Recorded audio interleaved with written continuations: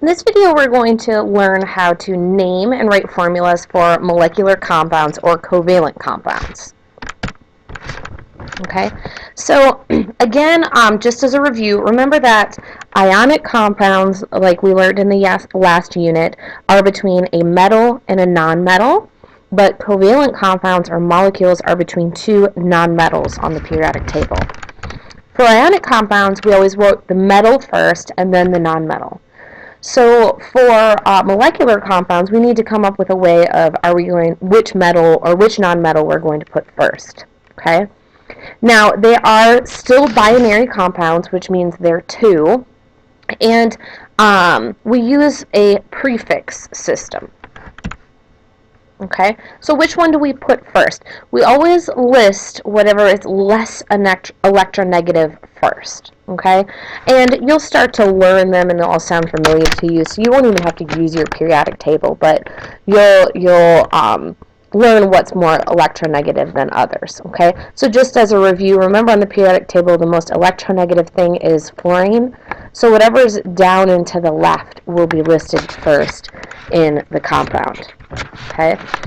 Now, for naming, we add prefixes to indicate the number of atoms.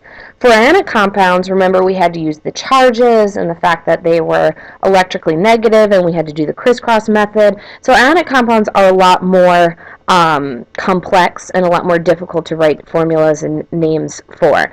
Covalent compounds are pretty easy. All we do in the name is we use a prefix, and that tells you the number of atoms for that compound. Okay, and we'll learn what the prefixes are.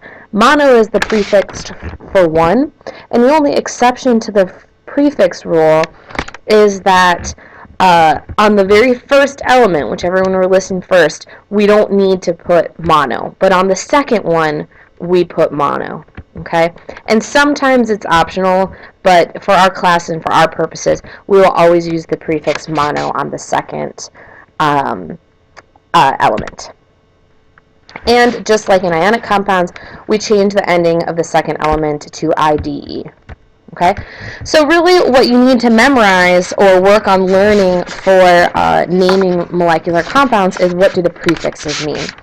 So mono means one, di means two, tri is three, tetra is four, penta is five, hexa is six, hepta is seven, octa is eight, nona is 9, and deca is 10.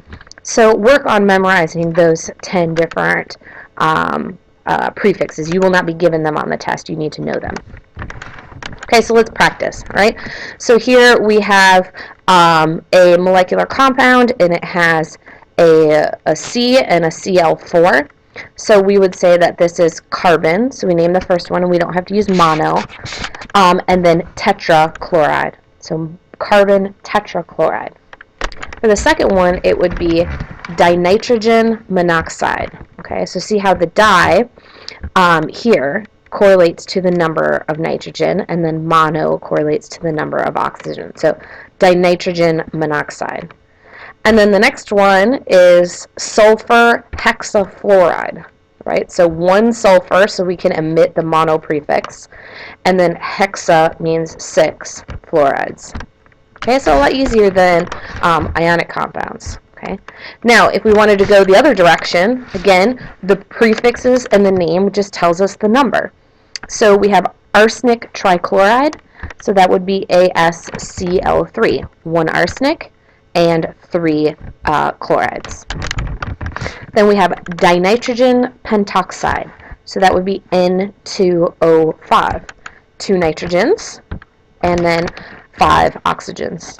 And then the last one, tetraphosphorus decoxide, that's 4 phosphorus, so tetra means 4, so we have P4, and then decoxide would be O10.